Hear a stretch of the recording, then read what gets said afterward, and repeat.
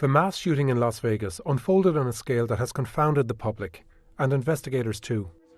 The amateur and police footage of that night is horrifying, but by forensically analysing these clips, we are able to draw perhaps the most complete picture to date of what happened. We lined up the sound of gunfire in different videos, and using the hour, minute and second these clips were recorded, we mapped over 30 videos on a timeline covering the entire event. More evidence will emerge, and this is not the definitive picture, but this reconstruction puts you, the viewer, at the concert.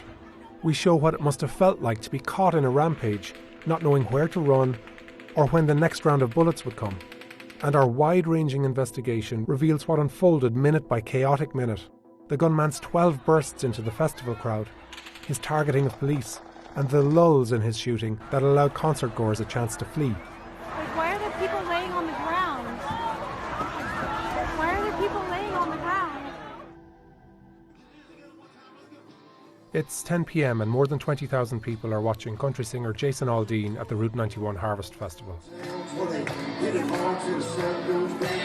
Across the street, the gunman Stephen Paddock is in a corner suite on the 32nd floor of the Mandalay Hotel. He planned his attack meticulously. He had assembled an arsenal, bolted an exit door shut, installed surveillance cameras in the hallway, and calculated his elevation and distance from the crowd. A few minutes into the show, Paddock fires what appear to be single rounds from his hotel room. Video timestamps reveal that this happened after 10:05. Why doesn't Paddock fire more rounds at first? There are at least two theories. He's checking that the range and trajectory of his gunshots match the calculations he made, or he's firing at fuel tanks in the nearby airport. Whatever the reason, an uneasiness fills the crowd and people move toward the exit. 30 seconds later, we hear what sounds like automatic gunfire.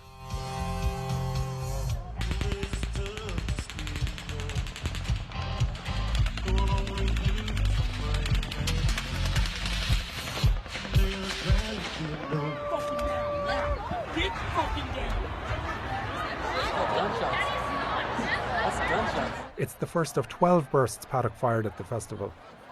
More people begin to leave at the rear, and lights are turned on.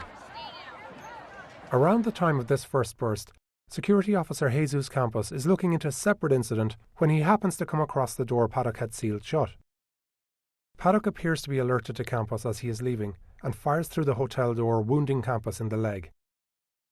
Campos takes cover in a doorway and calls in the shooting on his radio. The police and armed security officers begin to respond from within the hotel. 36 seconds after the first burst, Paddock fires a second one into the crowd.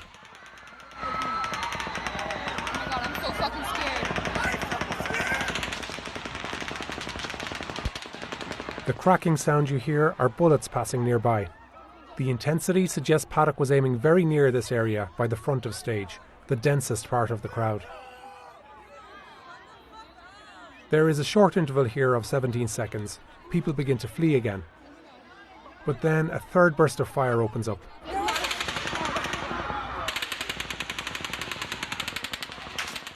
The changing pitch of the cracks suggests Paddock is spraying the bullets around the area. A fourth burst hits the crowd just 20 seconds later.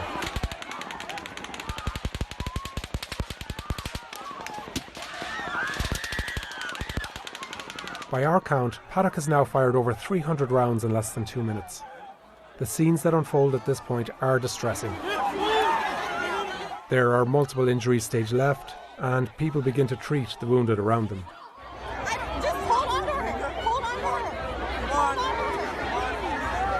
At this point, there's a break in the shooting of almost 1 minute and 50 seconds. We don't know what Paddock is doing during this interval. It's possible he fired down the hallway again. We have reporting that by now, Campos has been joined by hotel engineer Stephen Shook, who reports gunfire on his hotel radio. It's at the end of the hallway. I can't tell you what room. He looked like he fired down the hallway when I got close to the door. Whatever the reason, this break in the shooting allowed many people to move to safety. At 10:08, a police car arrives along Las Vegas Boulevard. A minute later, police officers are moving along a wall in the direction of Mandalay Bay to get eyes on the shooter. They direct fleeing concertgoers back into the venue and away from gunfire. Hey, you guys, get down! Go that way! Get out of here! There's gunshots coming from over there! Then Paddock fires a fifth burst. It's around 22 bullets in 3 short volleys.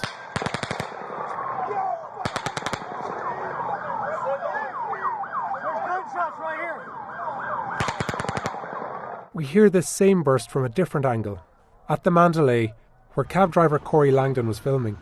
Here's what it sounds like up close.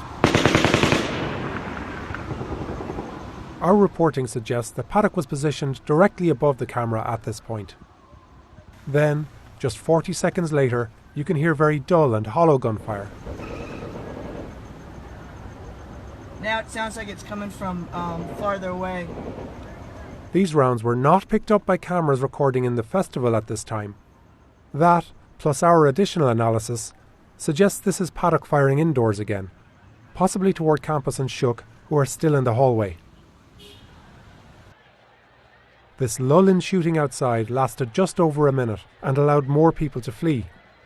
But then, a sixth burst of fire.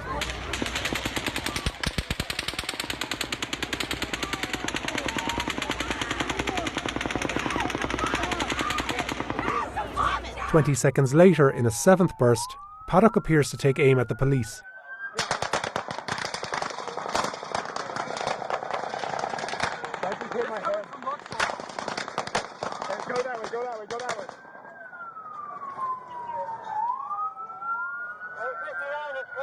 Hey, they're shooting right at us, guys. Everybody stay down.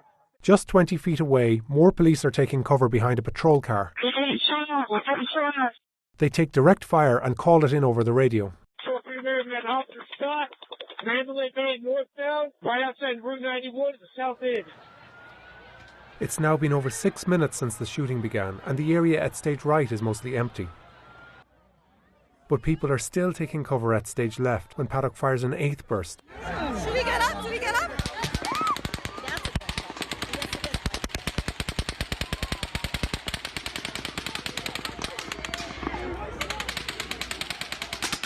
That's a gunshot, dog. Get down. Get down, man. Mike. How do we get out? Who has a gun? Meanwhile, at the Mandalay, Paddock fires a ninth burst of fire right over a line of cabs and into the crowd. Taxi driver Corey Langdon still sees no signs of panic. Where are the cops at? I'm right here by the porch at Mandalay Bay and everything just seems to be normal here.